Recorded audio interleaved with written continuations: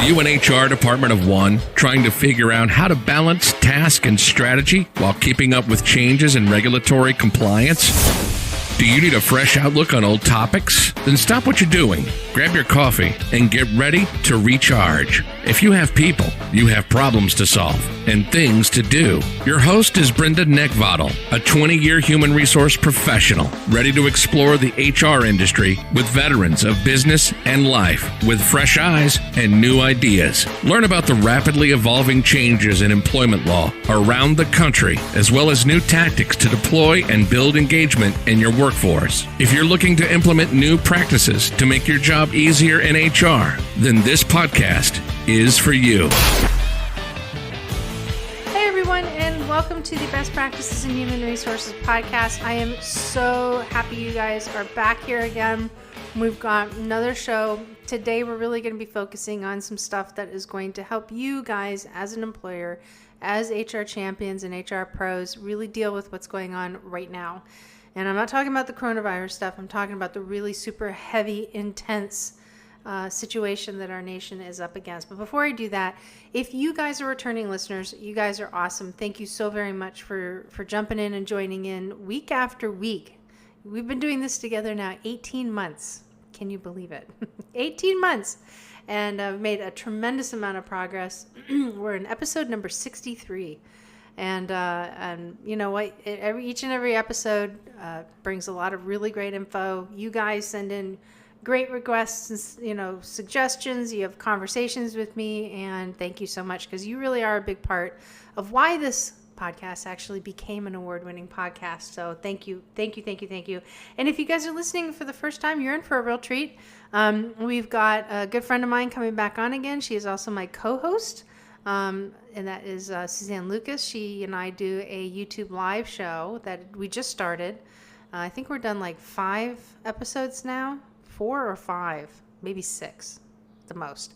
Anyway, we broadcast that every Tuesday on YouTube Live, and that is called The Real HR Show, and she's going to be joining us today. But I'm here to help share with you the what and the how in human resources, because I'm in the human business, and that means that there is a greater number of dynamics in the workplace to balance and manage. And holy cow, that statement really weighs in right now. Most importantly, today we are going to talk about, we've got everybody's favorite poster changes, poster updates. There's not that many. We got employment law changes that are taking place across the nation. I'm going to share with you later in the show where you can get access to this information.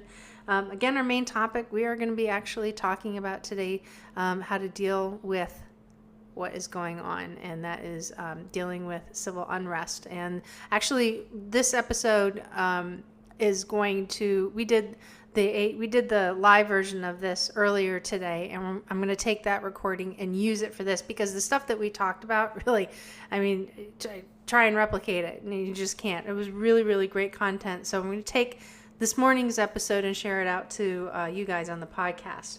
And that is with Suzanne Lucas. She is also known as the Evil HR Lady. She's a very nice lady, and she's written over 1,000 different articles with Inc.com. So she's got a lot to add to the table, and she's a lot of fun to work with. I'm going to share with you some upcoming events and how also to get best practices delivered directly to your inbox. Now, before we go on, folks, that the information that is available in this podcast is for informational purpose only and not for the purpose of providing any form of legal advice. You should contact your attorney to obtain legal advice with respect to any particular issue. And if you do not have an employment attorney, go ahead and contact us, and I might be able to refer one to you through our affiliates program and our friends over in Jackson Lewis. Now, as far as poster updates goes, there's not a lot. And right now, you guys want to start really paying attention. I do poster updates at the beginning of every month.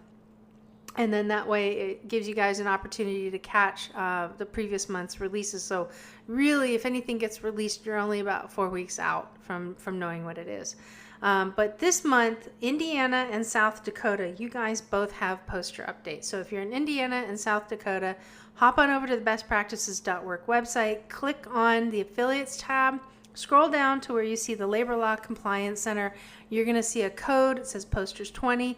If you visit them, you can actually get the posters at 25% off, which is really great. And you also won't get all of this really creepy, made to scare you out of your skin telling you that you're not compliant kind of, marketing mail, junk mail. If you get that stuff, throw it away.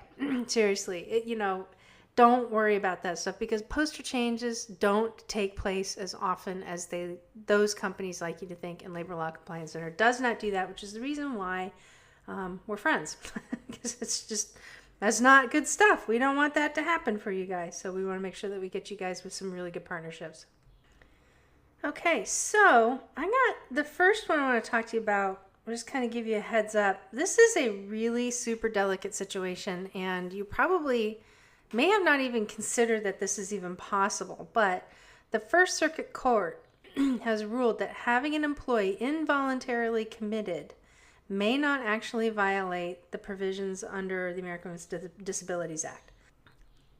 And you might be sitting there thinking, holy cow, you can actually do that? There is yes and no. So I just want to touch on this really quick, because I think it's an interesting call out, but at the same time, I want to make something very clear. Having an employee involuntarily committed is a last ultimate resort when it comes to dealing with significant, severe dependency and psychological issues. It can be done. However, it is very traumatic. It is very difficult, and it absolutely requires legal guidance to do something like that. But nonetheless, I found it a really, really interesting call out, and I just wanted to let you guys know that for those of you who have worked on it and have done it, I haven't personally. I've studied up on it quite a bit, but there's some information for you as well. All right, so other things that are coming down the pike. Jump on that. All right, agencies issue new interim final rules on the PPP loan forgiveness and the loan review process. I know that has been a really, really dodgy piece. I mean, the government is really great at creating a law and then figuring out how it all works. So there's some information that is out there.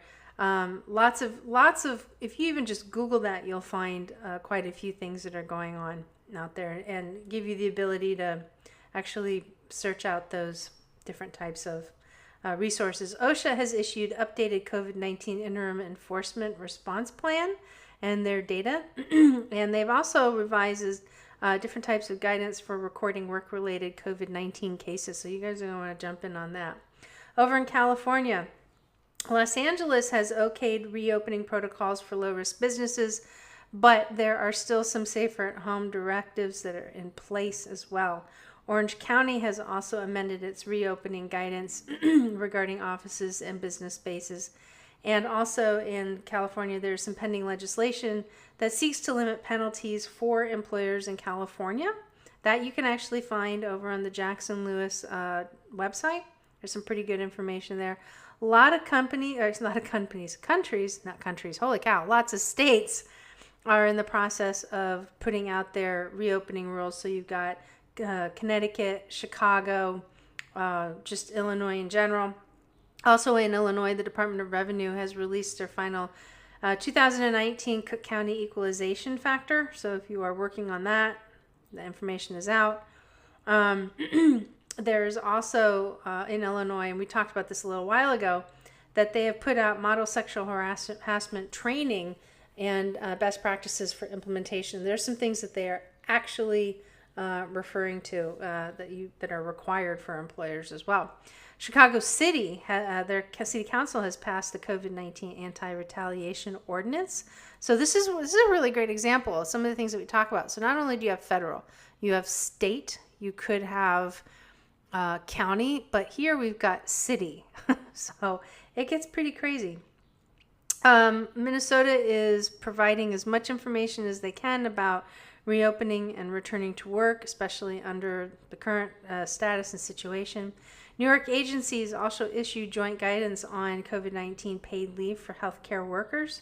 So if you are in the healthcare business, there's some good information out there as well. Vermont has updated its data breach law notification. And, my favorite, Virginia, the governor has signed the marijuana decriminalization law containing employment-related provisions as well. I know I've got some more reading as it pertains to that. There is also, Virginia tends to do this little cha-cha where we think that we're going to reopen and then it gets held back for a little bit. So there's a lot of uncertainty going on. Also, Washington, D.C. has overhauled significantly its data breach notification law. Washington State has reopened for business with new policies, procedures, and protective equipment. And then also the government of Puerto Rico has extended curfews and has expanded the list of businesses that are permitted to open. And that is what we have for employment law updates across the nation.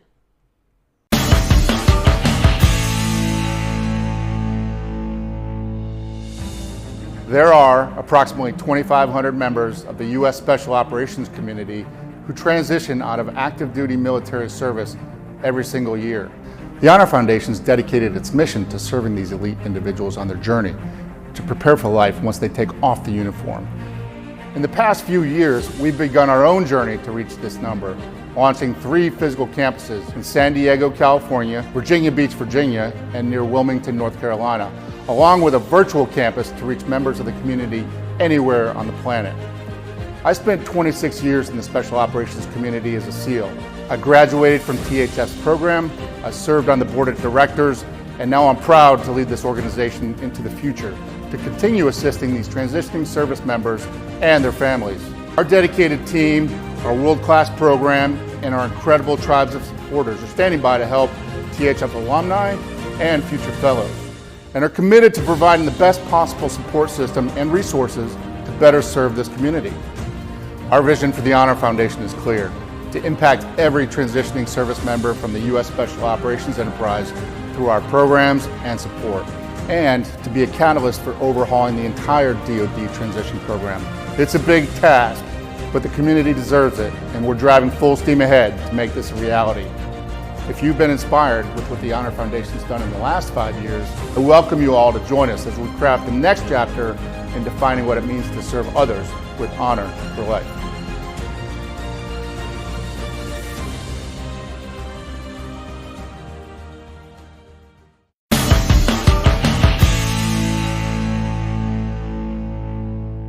Morning, everybody. After some crazy technical difficulty, mainly it's because it's on my part. I am in a different area of the world, and so that didn't really go very well. That's how we're gonna have to figure this out. But anyway, good morning and welcome to the Real HR Show. Normally live today, pre-recorded and put up after the fact. So good morning.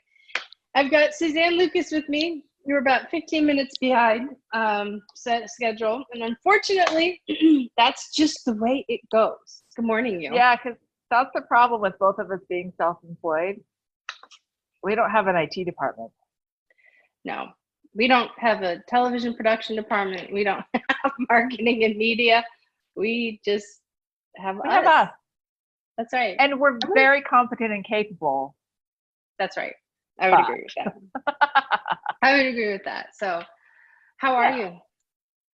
Well, all things considered, I'm pretty good. And I think right now I'm kind of glad to be living across an ocean. In Switzerland? Yes.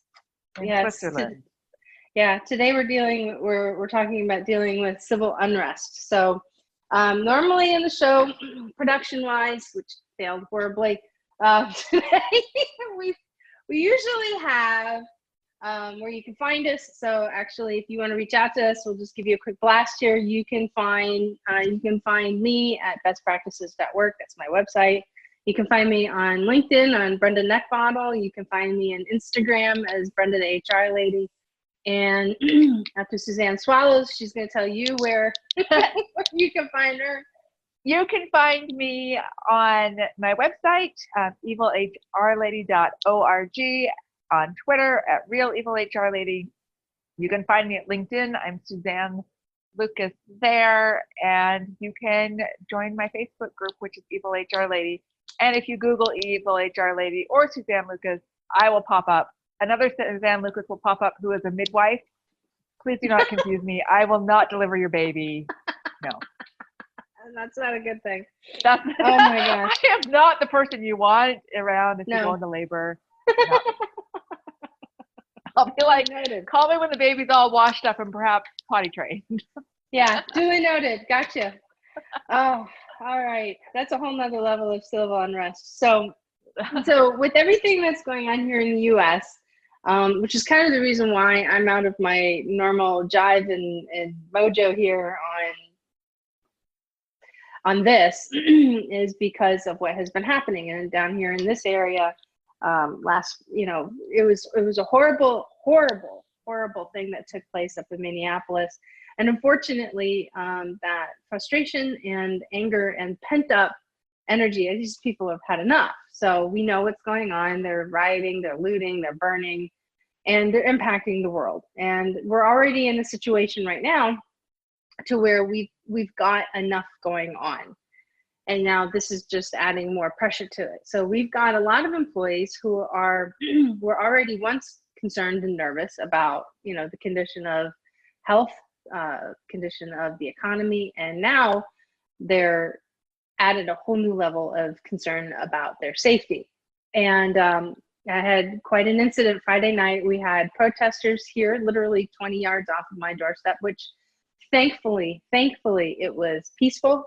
But I know very well that that these crowds are being salted with provocateurs, and that's what's happening, is that they're coming in, they're coordinated, and then they actually, as we're finding out in the news, which I knew was happening already, what's happening is that people are being bussed in who are on a mission to create and wreak havoc.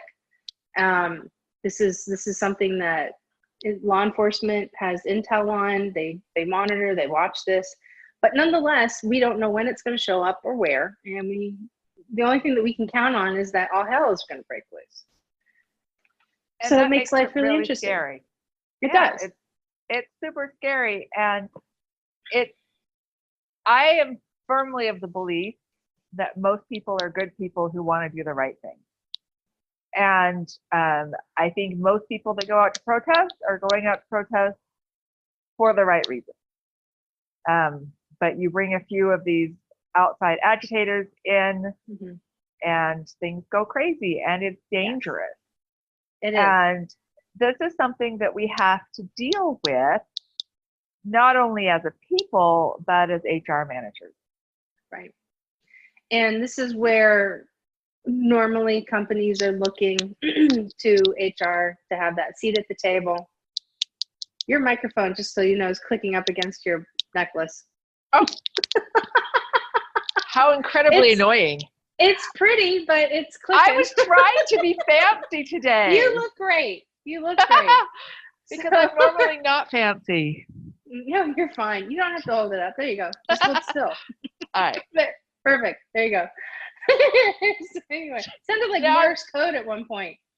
Oh, sorry. No, it's all good. That's the last time I tried to look fancy. All right. No, look back fancy. To topic. Okay. Back to the topic. So this is looking to HR, and HR, we're not necessarily prepared for all of this kind of a thing.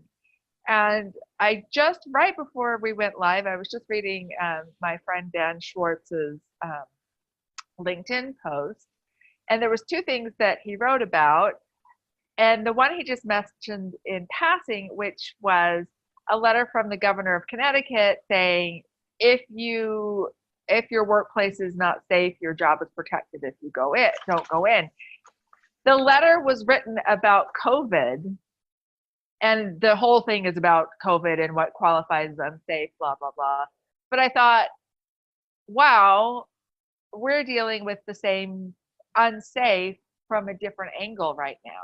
It's not just I might get sick, it's I might get hit in the head with a brick, or maybe the workplace is safe, but how do I get home? And there's lots and lots of things that people are really, really worried about right now. Mm-hmm. Yep, I would agree. And it's, not every HR person knows what to do. If you've been in this game long enough, you've dealt with enough stuff that you have a general sense of what needs to happen. And then there are companies that invest quite a bit of money into these contingency plans, and people get trained. We work with our marketing department or public relations or whatever, so that way we can align the messages both internally and externally. But if you're in that situation where in your group specifically yesterday, and I loved this because I jumped in on the conversation, and that is somebody had asked that, they were just frustrated, and they're like, I just want to have a safe place for my employees to, talk about what's on their mind and, relay so that they can just kind of like process it. And I mean, I'm paraphrasing the question, right? Right. But I asked her and I said, can you give some more, help me understand what you mean by allowing them to do this? Like, give me some clarity. And she just didn't really dive in too much. She just wanted a place where people can just air their grievances about what's going on in the world. And, quite a few people actually chimed in. Some companies have stuff, some companies don't. And people just really have no idea. But then one person in particular took my answer, which is great. I'm happy I did it. And I responded in kind that yes, in fact, that, this was the answer that I was going to give. And that was, employers are not equipped, nor employers really are the appropriate field to go ahead and do this. However, connect with your EAP program and work with them to determine, what kind of services or what kind of things are available for people to talk to. And I chimed back in and said, yes, that is exactly, I said, that's perfect. Because first off, employers are not clinicians. First and foremost, we're not psychiatrists. We're not trained to deal with these things. This is not what we do. We're in business to chase after the money for the things that we're good in. That's what business is about, and Right. that's what employers are for. And so, if an employer starts, gathering people around and say, okay, go ahead and offset and air, they're not trained to facilitate that kind of conversation. In addition to that, once they have the information, they need to act on it if anything comes up. And if they don't act on it, that opens them up for risk. And then finally, there's an ADA element in here that a lot of people don't think about. So we know under American with Disabilities Act that nobody has to disclose their disability. They don't have to discuss anything about it. Well, Sure. We do have people in the workplace that have disabilities and they don't disclose them, and we know that. And typically it's not an issue because they handle it themselves, and there's no need to ask for an accommodation. There's no need to discuss it. It's just a no need situation. But Right. so let's say, for example, what I gave is that, let's say, for example, somebody has like significant anxiety and it is a condition, and an event like what took place triggers that anxiety, and that person now reveals that. You're walking into, as an employer, and demonstrates it, right? And the employer is now walking into a regarded as scenario, which means that if you are regarding a person as having a disability, that person is now protected. And I'm not saying don't regard them as having a disability, but what I'm saying is that you don't want to be in a position as an employer to discover something that you wouldn't have discovered under normal circumstances. Yeah, there's a whole lot of reasons to want to be careful. The ADA thing, like you said, is one that people don't think about. And the other thing is, you start a conversation, you don't know where it's going to go. Right. And if you have, somebody who's trained in facilitating this kind of discussion, then it can be fine. But you don't have someone like that. No. And I'm even going to guess that most HR managers, including myself, are not trained in how to handle these really complex issues. I mean, there are some issues that are really, really clear. Nobody, police or otherwise, should be murdering anybody, and the police should not be targeting anybody by race, and that's all very clear. But there's far more to it, and people aren't going to all agree. And then what can of worms do you open up in the office? Right. Yeah, it's going to get complicated. And you're going to wind up, and your work population isn't going to be all one demographic. Everybody comes from different backgrounds. Sorry if I'm shaking my camera. Different backgrounds, different worldviews, different opinions, different political affiliations. I mean, if you really want to erode whatever culture you have, go down this road. Seriously. If you really want to have significant problems, have these open conversations, because that's exactly what you're going to get. If you have a culture, interesting morning here this morning. If you have a culture to where people are conditioned to have these open conversations and you hear it taking place, I think that's great. But I think you guys also have to continue to push the message that it's business as usual today, because we have stuff to do. I think, though, it's also important to make sure that you're not jumping in and trying to stop something if they're talking not just about world events, but how it plays out within the company. Because we have to let people discuss their workplace conditions, and that's protected, right? And so if someone says, because of A, it made me think B, and that B is something within the company, now you've just changed from talking about world events to talking about current workplace conditions. And that's something that we also have to be careful about, is making sure that employees know that they can always talk about workplace conditions. Yes. I mean, within reason. They're not entitled to talk about it with customers, but amongst themselves, you can't stop employees from discussing their workplace conditions. And a lot of people are going to say, this is with my workplace conditions, and this is going to be for people who are working in these big cities where these things are happening, and in these smaller cities where there are riots happening. It's affecting your workplace. Yeah. And it makes it a really difficult line to draw of what is current events, which we don't need to discuss, although people may want to, and what is workplace condition. And one of the questions is going to come up of, I don't feel safe coming to work right now. Yep. And that's something that we have to deal with as employers. We can't just say, well, come on, come in or you're fired.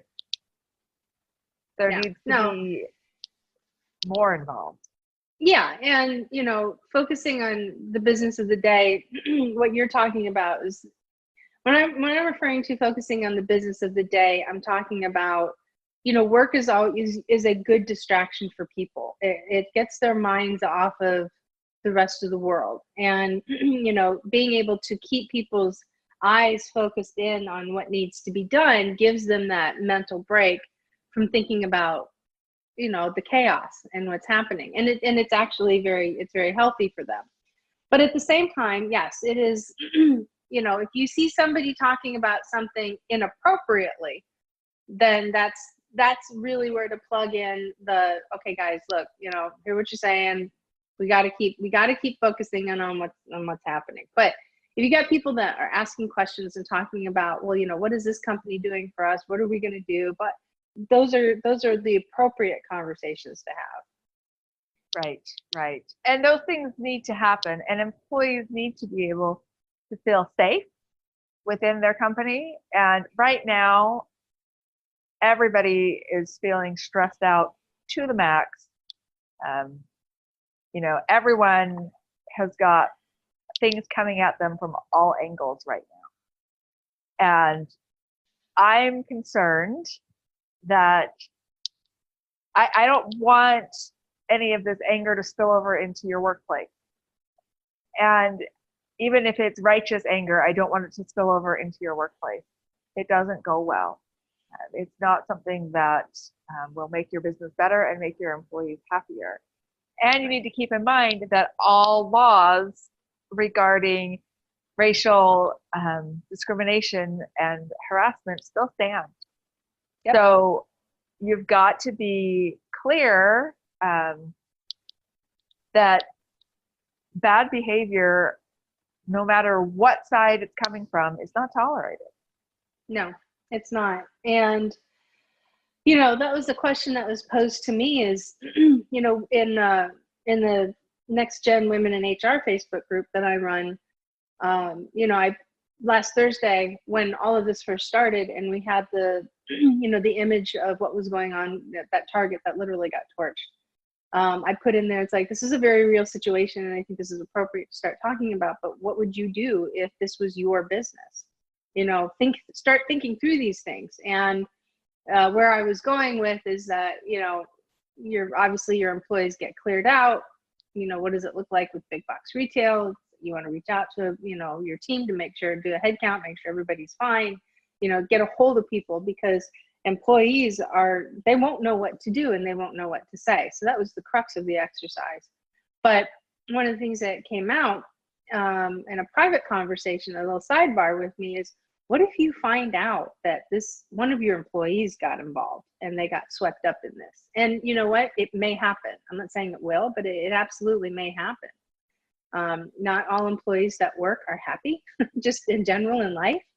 And Right. some people may see this as an opportunity if they didn't like a certain decision, or if they're upset at a manager, or didn't like another coworker, or just quite frankly wanted to be part of history. They may get caught up in something like that. And, if you become aware of that, then you have to deal with it appropriately. And how would you deal with it? Very carefully. That's a good answer. Very There is carefully. a whole lot of very carefully going on around that. And caught up in it can mean different things. If someone is going and protesting, depending on your state, there may be laws protecting them. If someone is throwing bricks or lighting buildings on fire or stealing things, there's no law protecting them. We have the right to protest, but we don't have the right to destroy. And in some states, not all, you can be protected for those activities. In Colorado, for instance, you're protected for anything you do outside of work that is legal, except for marijuana usage. And so someone going to a protest, as long as they are behaving legally within that protest, you can't discipline, fire, whatever that person, no matter what they're protesting. It doesn't matter what side they're on, that's protected. California, you're protected for political speech. So these protests can absolutely be considered political speech. I would be very hesitant to do anything against someone who is protesting, no matter what their position is, in California or Colorado. But once they start throwing bricks or lighting things on fire, those protections go away. Right. And, years ago, I had a client that called me up. It was the HR person, and she literally had to go out to her car to have this conversation with me, and from her cell phone. And she goes, okay, I have a very strange question to ask you. And I'm like, well, nothing in HR is strange. Go ahead. And she goes, our bosses, and this is when the prior administration was up for the second term. And she said, the owner of the company just went through and had an all hands meeting and pretty much told everybody that if they failed to vote a certain way, that they were no longer going to be welcomed in this company. Oh. And I was like, oh, okay, so we need to talk about that. And she goes, yeah, he's not going to talk to you about it. And he's already made it abundantly clear he's having a bad day, he's mad. And he's pretty much told everybody that if they don't vote a certain way, they're fired. And about 48 hours later, I get a phone call from him. He says, okay, I've totally messed up. And I said, yeah, you kind of did. So here's how we fix it.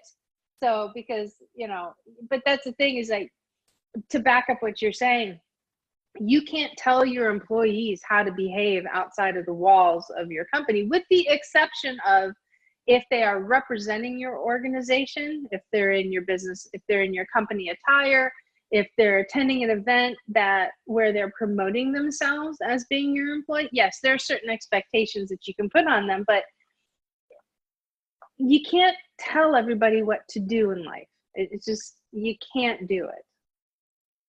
it's very important that we let our employees have their own lives. And, Yes. there are some caveats. We all watched last week's drama with Amy Cooper, who was the woman who called 911 and saying that a African-American man was threatening her. And she ended up losing her job for that. She wasn't representing her company at the time, but it became very public. She was an executive.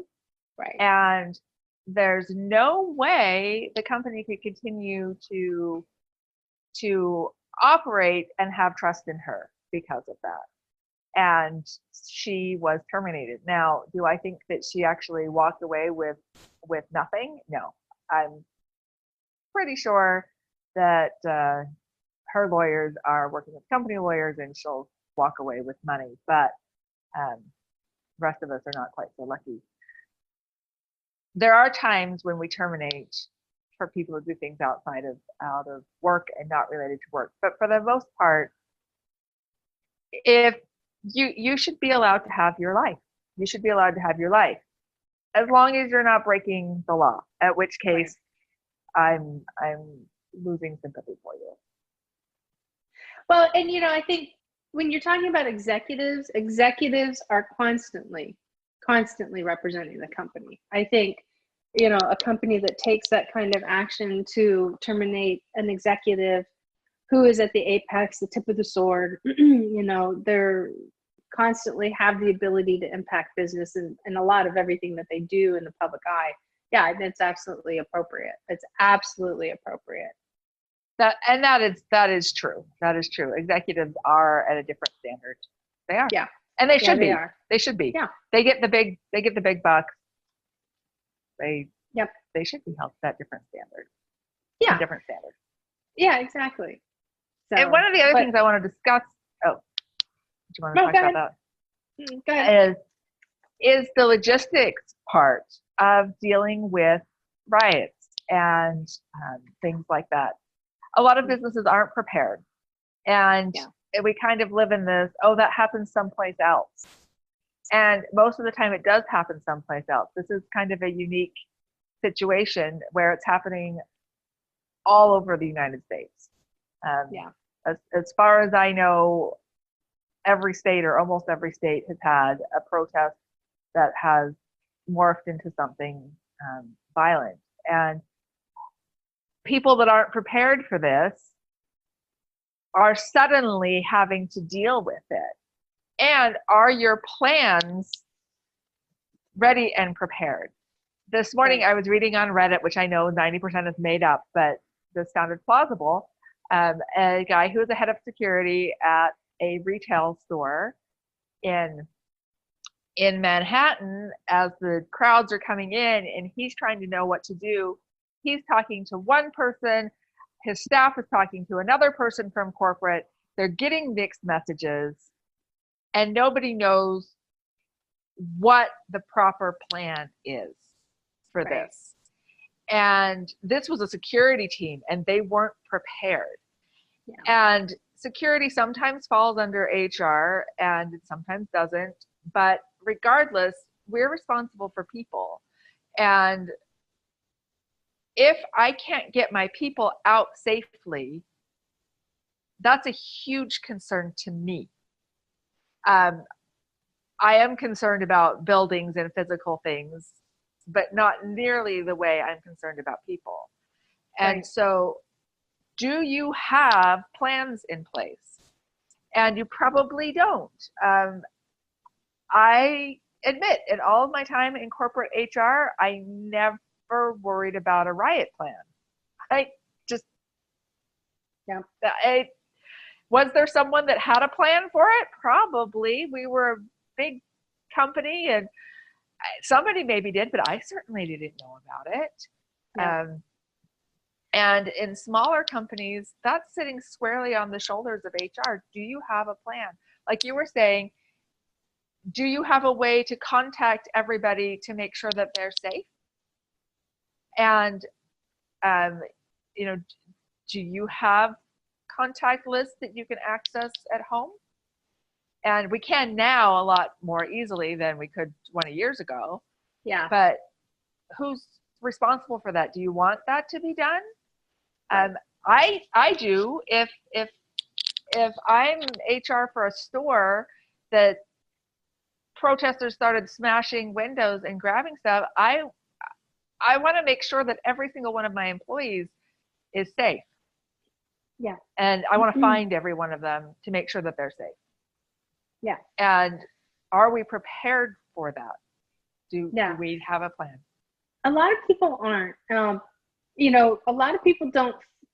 You know, when you've been like, I've got a lot of background from doing security work, from having just, you know, exposure to understanding, you know, how to make a significant plan like that. I mean, I worked for Fortune 500 companies, so I had, you know, an understanding that there are contingency plans, and, you know, I work with loss prevention, and, you know, our HR team is massive. And so, you know, if something like that happened, and, you know, we've got a whole corporate division that people can jump in and start supporting you. Right. So, you know, there are those things that are in place. Even when I was, you know, going for my bachelor's degrees, I spent time putting together and taking classes on how to put these things together. A lot of people don't think about learning how to do that. You know, I attend active shooter training. I've got a really great podcast episode that's on hold right now, and that's probably going to come up here real soon. And as we reprogram, now that we're dealing with this, on how to, you know, what happens when you as an HR pro are going through an active shooter situation. I'm not talking about run, hide, and fight. I'm talking about when you're in it, like when it's happening. You know, what should you expect afterwards? Because a lot of the training that's out there, they don't talk about that, right? They don't tell you the real thing. So people don't think through things. And I think people need to be aware that you have to get away from the conversation of, that's not going to happen here. That will never happen to me, because right now this world is telling us that it may very damn well likely happen to you. You know, there's a higher chance of it. So take time to start thinking through, like when you see a situation happening, start running in your head all of the potential scenarios, and not to strike up fear and panic, but it's like, okay, so this is coming at me. How do I deal with this? What do I do? What's the best option? How do we say? Remember years ago, when I worked at ADP, I was the only HR person in the building. And I wasn't an HR person for ADP. I was a HR business partner servicing clients. And we had a funnel cloud come over. And the way our office was lined up was just like, it was just complete windows, right? And people are just standing out there like looking out the window, and it's green outside, and I'm watching people, and I'm watching managers, and they're looking at me, and I'm like, what? And she's like, oh my God. And I'm like, everybody away from the window, move now, into the bathroom, go. You know, and this thing was just about ready to come down on us. Thankfully, it missed us. But, you know, the hail started coming, they started seeing the debris, and I'm like, out now, move, let's go, right? Shoving everybody we can into the hallways, and, you know, anywhere there wasn't a window. And you know, people are just, then they get done with it, and they're laughing, and they're just, you know, like that off gas of that stress and trauma. And the woman looked at me, she goes, I wouldn't have known what to do. And I go, baby doll, it's common sense. I said, you got people surrounded by windows, get them out. You don't have to worry about anything else. Just get them to a safe place. Just do that. Well, I think right there when she said, I didn't know what to do. The thing is if you gave her a quiz that said, what do you do? She would have gotten the right answer. Yeah. But in the moment, there's a couple of things going on there. One, there's panic. And two, people often are unsure of what they are allowed to do at work. Yes. Thank you for saying that. I'm not the boss. So is it okay if I run and hide in the bathroom, which is more secure? I don't want to get in trouble. Yes. Or I don't want to look bad, or I need to wait until the boss tells me what to do. And we see a lot of that in business in a lot of situations. Yes. Yes, we do. Everything from dealing with with the kind of stuff we're talking about, to dealing with a spat between two employees. People don't know when they are allowed to step in. And there are times when you don't want people to step in, but we also need to make sure, and I hate the word empowered, but I'm going to use it here. We want to make sure people are empowered to know that it's okay to get out of the path of a tornado. Yes. You know, even if you're in a call center, which are notorious for having terrible work practices, and you're in the middle of a call, you see the tornado coming towards you, you should be getting up and running. And furthermore, the business shouldn't punish you. Now, unfortunately, I know that some managers out there would say, well, it didn't hit, so everybody should have stayed seated. And that's not a thing that you want. Right. It is absurd, but there are terrible, terrible managers out there. It's important that employees know what they can and can't do. And what they can do is protect themselves. Yeah. And you know, they can act. They can act. Yes. This morning, so we had another round we had some protests yesterday, not a lot, but we had people, you know, they bloomed up in a few areas. But this morning when I checked in, because to be honest with you, I've been sleeping in my clothes the last 2 nights because I don't know where these things are come up. And I already had a good scare Friday, right? Right. So right. I'm ready. It's like, I've got my safety plan in place. It's just me, you know, I'm lucky I don't have to, you know, shuttle kids and family out the door, but even still, it's just me. I'm a single female in a beautiful place, in a beautiful, you know, part of the world. But at the same time, stuff happens. It doesn't, right. Life won't discriminate, right? It just doesn't. Right. And so anyway, I checked the news this morning to see what was going on. I finally, you know, fell asleep last night after I felt that, you know, everything was pretty much calm and it was not going to be a crazy wild night as it was the prior night. And I woke up this morning to read an article about how all of the 7-Elevens were shut down. All the convenience stores were shut down in the Virginia Beach area, with the exception of a convenience store that was remaining open. And that was we have an 8 p.m. curfew.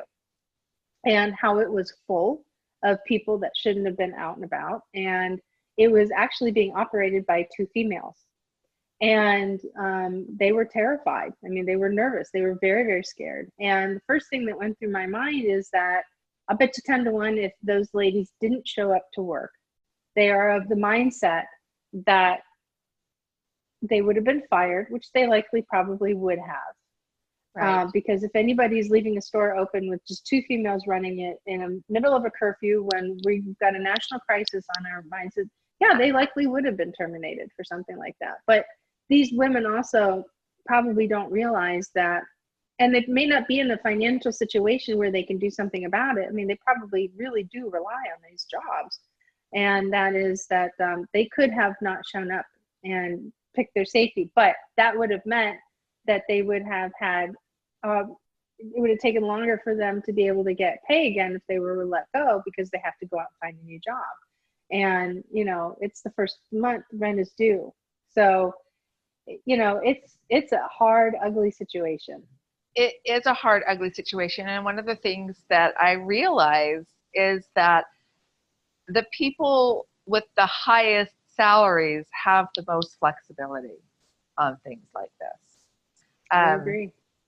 And, you know, when I lived in Philadelphia for 10 years, and when it snows in Philadelphia, the world comes to an end, right? We get a half an inch of snow and everybody panics. The highly paid white collar worker says, it's snowing, I'm working from home today. The 7-Eleven clerk gets in her car and drives on the icy roads to work. And that's how it is. And we've seen this play out over and over again during the COVID pandemic with the essential workers. A lot of people that we label essential are low paid. And so the white collar people are at home working, and the grocery store clerks making $8, $9, $10 an hour are at work. And businesses, I think, really need to be aware of what they need to do to protect their employees in all situations. You know, the governor of Colorado released that thing saying, here, if you're not following the COVID standards, you need to stay home, and you won't have to lose your job. But we also need to think, if there's a riot going on, we need to make sure that our 7-Eleven workers are, and I don't want to pick on 7-Eleven, but any company, that their first concern is their employees.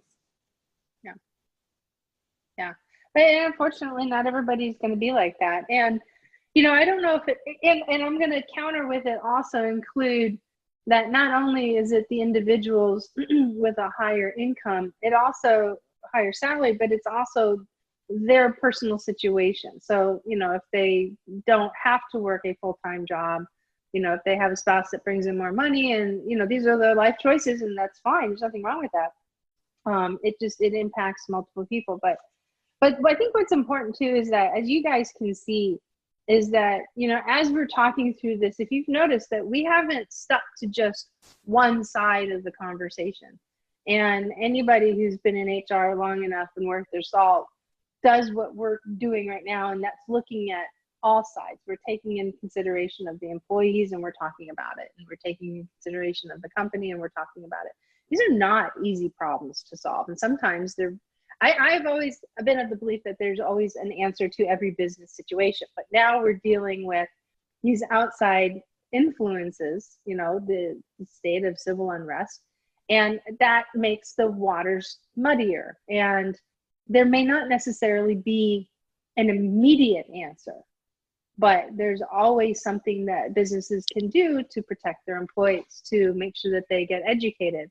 Have drills. There's nothing wrong with doing a drill. Just do not do an active shooter drill unless you actually work with law enforcement to prepare for something like that. Just don't do that, because the Department of Homeland Security and the FBI don't like that. You'll find out quickly.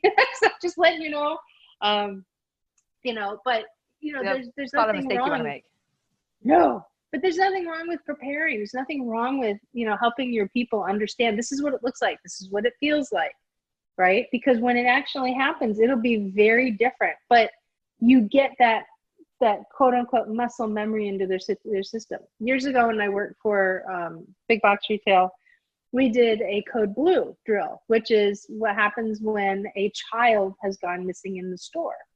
And I took a stuffed toy and I hid it somewhere in the side. It's like, okay, here's your target.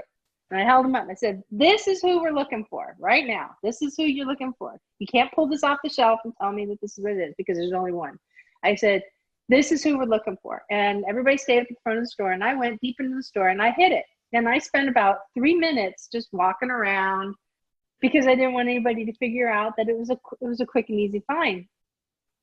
And I said, you guys have exactly 2 minutes to find the child. And that's because we need to do a quick, thorough sweep of the store in 2 minutes. We have enough people to do that. Go. So they did. And I made the call over did the drill, made the call, and I said, extending to 5-minute search.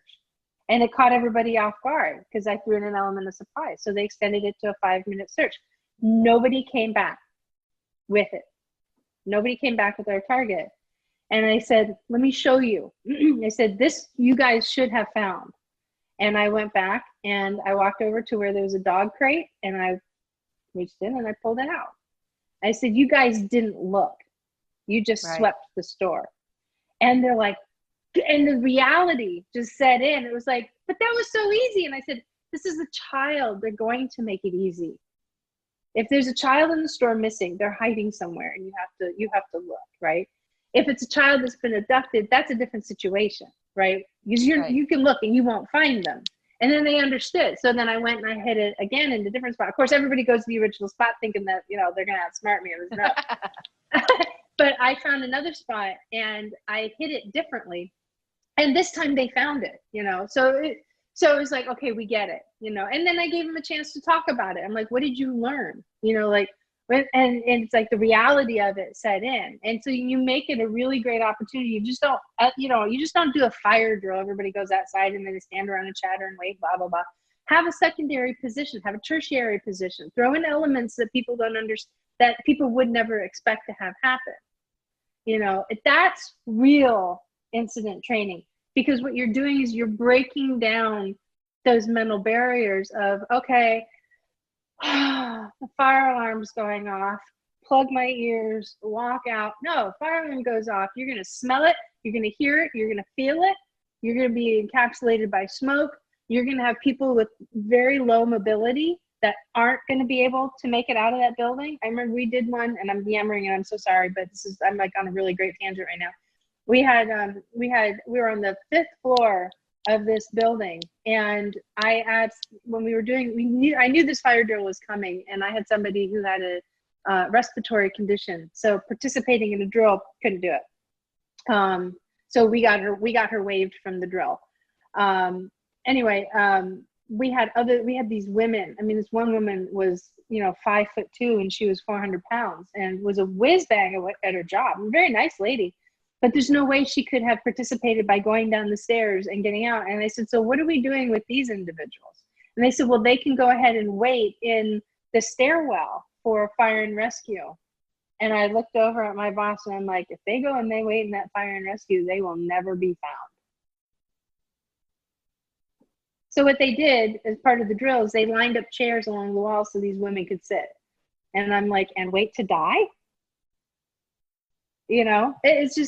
It's like, those chairs aren't going to be there when there's a real fire. It's like, so anyway, I won't go over the cliff on that one. But what I'm saying is that, when you're doing stuff like this, when you're educating your employees, because you should, and if you don't, that's your choice. But if you are, get people and get your employees involved, have them start brainstorming. It's like, well, okay, so we went to our primary and then you pushed us back to our secondary.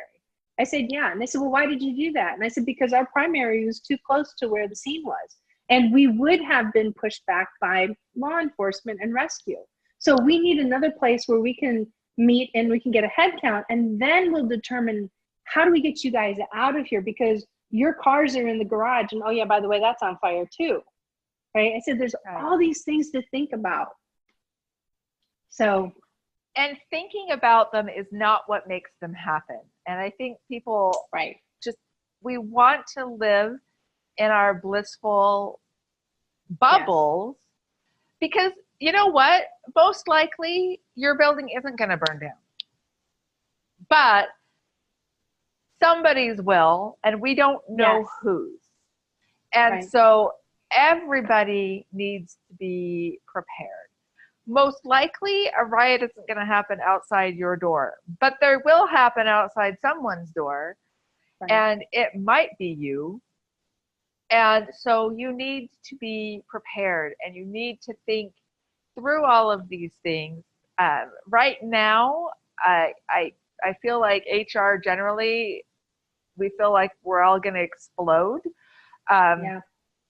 There's just so much information piled on us, so many changes, so many everything right now. And it's giving us this to-do list, and we might want to push it off. But it's not something we should push off. We need to be prepared, and hopefully we're prepared now. But if we're not prepared now, we need to be prepared for the next time. And hopefully there is no next time. Yeah. And I really hope that there is none. Yeah. But there might be. Yeah, the reality is that there may likely be at some point. There will be a next time for somebody, and it might be you. Yeah. It might be. And I love that. I love how you phrase that. And, that's one of these things. If you push that off, you are going to wish that you never did that when you're faced with it. Right. And I'm also going to say, this is the place where the finance people are like, what's my return on investment here? This is too expensive. What you want to do? What? And you need to be able to articulate clearly why you want to do it and why it's worth the cost. And like Right. you were saying, if you want to do an active shooter training, you need to do it with the FBI or local police department or whatever, so that nobody gets really killed in a practice. You need to plan these things out in advance. You need to have approvals. You need to get all your I's dotted and T's crossed. You need to have these safety plans in place for what happens when people start throwing bricks through your windows. What do you do? Yeah. I mean, right now, stores know that it's going to be happening and people are boarding up and shutting down, and governors have done curfews. And hopefully that will resolve the issues. But that first night, nobody knew it was coming. Nobody knew. Nope. And Absolutely. and are you prepared? Yeah. Are you So prepared? one of the things that you guys can do, and then we're gonna wrap this up because we're at the top of the hour, which we normally would have closed. But one of the things that you guys can do is there's a course that I'm going to be offering here real soon. It's going to be a course on demand. It's part of my Best Practices HR University. I'm going to host it today in the Next Gen Women in HR Facebook group. And it's really going to talk about, it ponies back to what you were saying, Suzanne, about how to get buy-in. And what the course is called is How to Sell HR to Your Boss. And you can use this approach because this is one of the things where you do need, if you want to proceed with something like this, you do need the full weight of the backing from whoever your CEO is or whoever your top level executive in order to make these things happen. So if you're considering it, you guys can go ahead and dial into that. It'll be out in probably a week.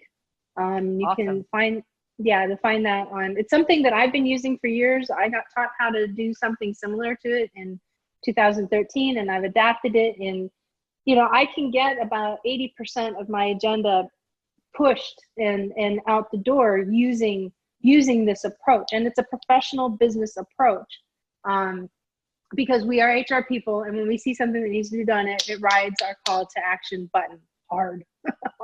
And this is an area where it rides mine hard. So the timing is perfect to talk about this and really kind of get some education on how to do that. So please keep your eyes open. You can find it on bestpractices.org. When, if you want to learn more about it, go ahead and sign up on my list. Go to bestpractices.org, click on connect. And a link to that best practice will be in your inbox in about a week or so. And Suzanne, is there anything that you're offering or providing as far as blogs and stuff like that where people can also take away info? At the moment, based on this specific preparedness, I'm not doing anything at the moment. I am doing a webinar in a week on returning to work with COVID. And this is a webinar that I have already done 3 times. And normally you can do the same webinar over and over again, but I have to rewrite it each time because everything changes. It changes. And so if you think you know what you're doing, come take the webinar anyway, because it's probably different. It'll be different in 10 days than it is today. Yeah, give it a week. It'll all Give change. it a week. We'll see. That's awesome. Well, thank you guys for hanging in there today. I'm sorry about the technical issue, and next week it'll all be back to normal where we get our flashy things that coming from. I know, right? No, it will be. Think positive. It will be. That's right. It will be. So you guys have a really, really great day. Thanks for joining us again. And we will be live and be able to answer your questions next week as well. Bye. Bye.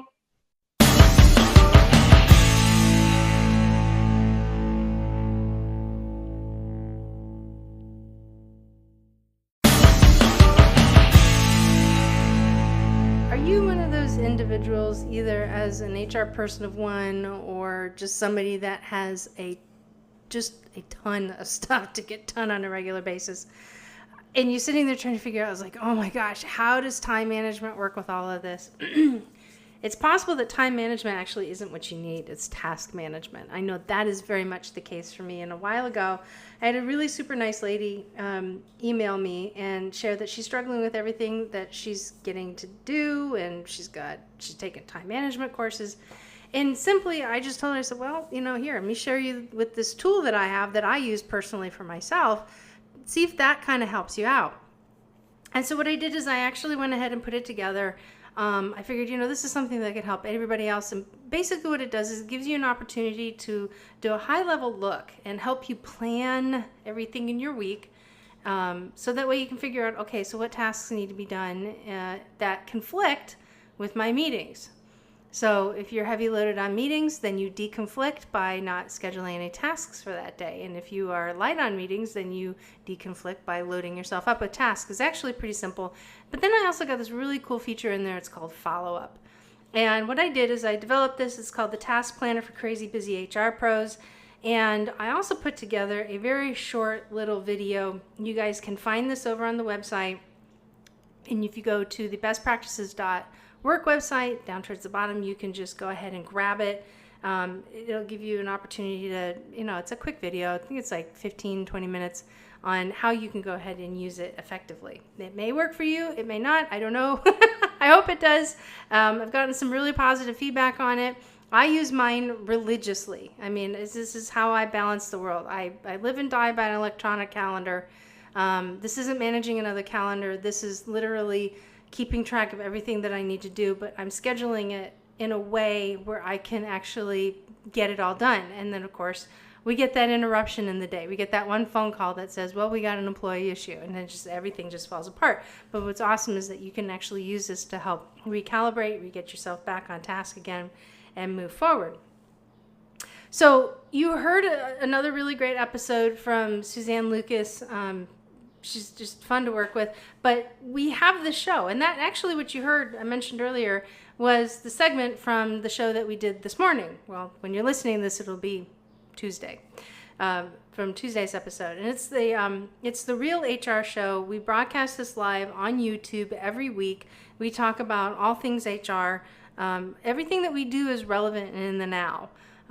Just like what I'm trying to do with this show is that, believe me, I have rescheduled the programming for this show at least 3 times since the coronavirus has come out. And literally, I'm constantly reshuffling it because we didn't expect to have civil unrest coming up. And now people are dealing with it, right? So that means that priorities shift and change. And it makes sense to talk about the things that are important now versus talking about what we think might be important at another time, and you guys not get the benefit of like recalling it or putting into context in the present. So we really try to keep things relevant. We do the same thing over there. And if you guys, if you have questions, you can guys, send them in to us too. You can also find us at therealhrshow.com. That is our website. You can go to YouTube and type in the search, The Real HR Show, and we'll pop right up. She's in Switzerland. I'm here in the U.S.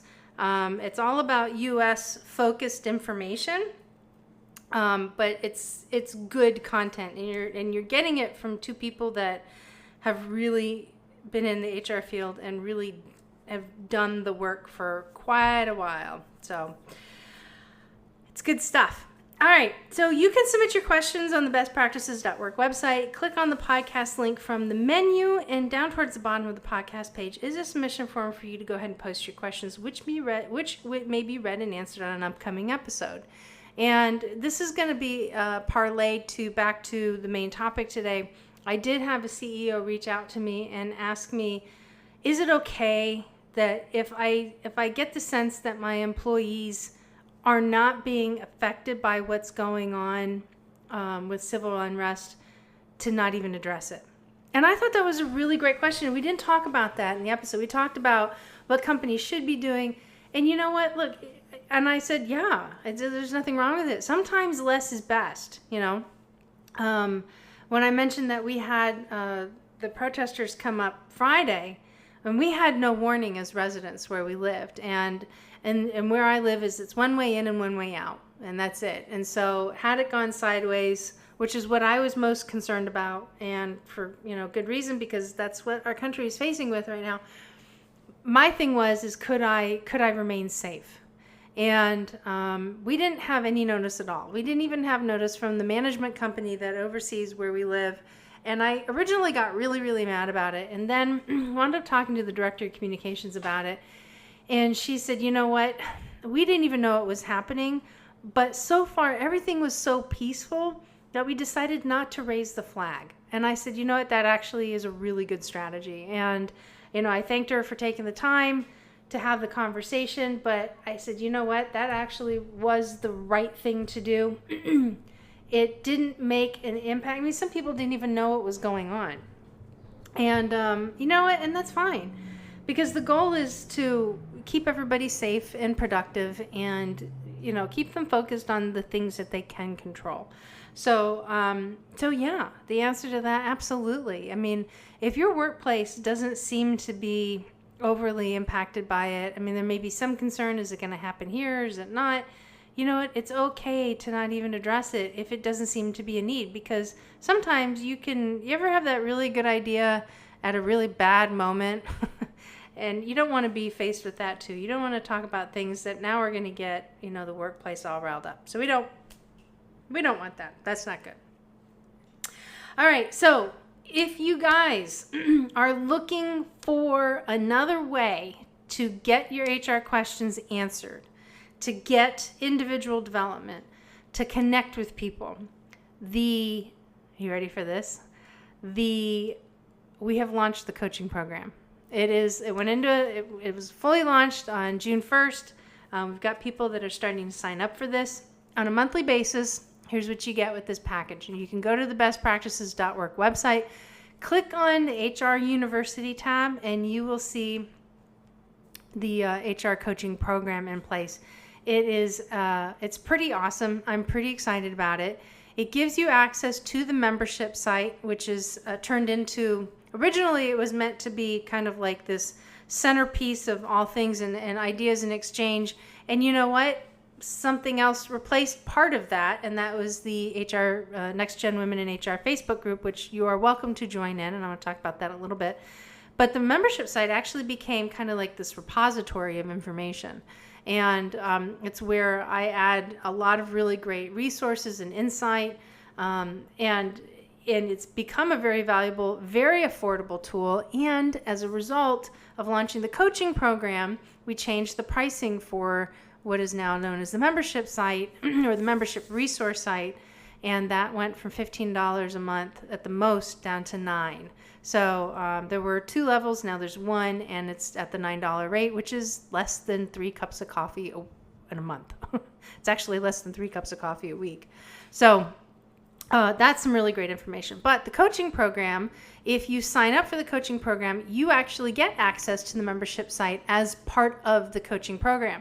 So not only do you get the benefit of joining us every month at our HR roundtable where we engage in conversation, you guys get to ask your questions, and as a group, we get to take advantage and answer them for you. I'll go ahead and have other people chime in on ideas, and then I'll go in. Sometimes we even have guests that come on. We've had a couple of really awesome sessions, got a lot out of it, and some really great takeaways. The program is $49 a month, super affordable, and that's been part of my goal, is to make sure that it's great information, great content, and it's something that if your company didn't want to pay for it, you had the ability to go ahead and afford it as well. So again, how you sign up for it, jump over to the bestpractices.work website, click on the HR University, and you will see the HR coaching program icon and the picture, and go ahead and click that, and you can go ahead and sign up. So I'm looking forward to jumping in and really getting some great airtime with these guys who are part of the program. And not to mention, you can also go back and look at other HR roundtable sessions that we've had. So looking forward to seeing the direction that that's going to go in, with the goal of improving that month over month over month over month. So very excited about it. So please join us. Please. It'd be great to have you. So you guys can follow me on Instagram and Facebook at Best Practices in HR. You can also follow me again on Instagram under Brenda the HR Lady. YouTube and LinkedIn, you can find me over on Brenda Neckbottle, and then my last name is Neck, like the thing you want to choke. V as in Victor, ATAL. The website again is the bestpractices.work website, where if you click connect at the top of the page, you will get my best practices delivered directly to your inbox. So again, guys, thank you so much for yet another really awesome episode. I hope you got a lot out of this one. It's scary. It's creepy. you know, our nation really is a tinderbox right at the moment with everything that's going on. We've had the coronavirus and the scare around that. And then we've had businesses, you know, being told that they couldn't open up. We've had just this huge shuffling of the deck. And then we dealt with, you know, the crushing death of Floyd and everything that came after that, which is just absolutely horrific. And, you know, look, our hearts go out to all of you guys. We totally understand what you're going through. I completely get it. It's exhausting. We're tired. We're all tired. And we're all tired about talking about the things that we can't control, but we have to deal with. We're all tired about, you know, dealing with the negative. So look, keep your chin up. That's the only thing you can do. And when you hear yourself talking about the negative, select 3 positive things. Start changing your mindset.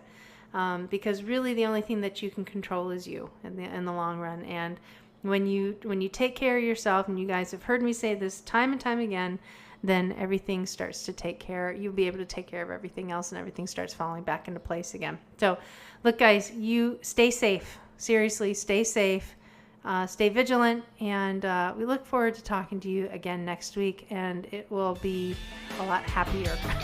It'll be a happier subject, that's for sure. We'll have some good fun with it. So we'll talk to you guys later. I'm out.